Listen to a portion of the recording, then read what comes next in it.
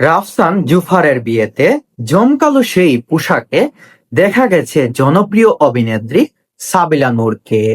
সপ্তাহ ঘুরতে না ঘুরতেই প্রায় কাছাকাছি ডিজাইনের একই রকমের আরেকটি পোশাক এবার দেখা গেল জনপ্রিয় ক্রিকেটার তামিম তামিম ইকবাল খানের স্ত্রী আয়েশা সিদ্দিককে। সাবিলার পোশাকটি যথেষ্ট সুন্দর এবং মার্জিত ছিল, তবে আয়েশার গেট আপ যেন বারবার আমার চোখে ভাসছে।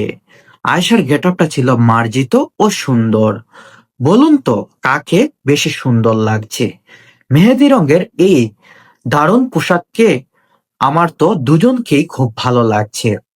আয়েশা তামিম ইকবালের একমাত্র স্ত্রী। তামিম ইকবালের একটি পুত্র এবং একটা ছেলে এবং একটা মেয়ে আছে। ওদিকে সাবিলা নূর, সেও কিছুদিন আগে বিয়ে করেছে, কিন্তু বিবাহ জীবনে তাদের পুত্র সন্তান বা মেয়ে সন্তান কেউই আসেনি এখনো তাদের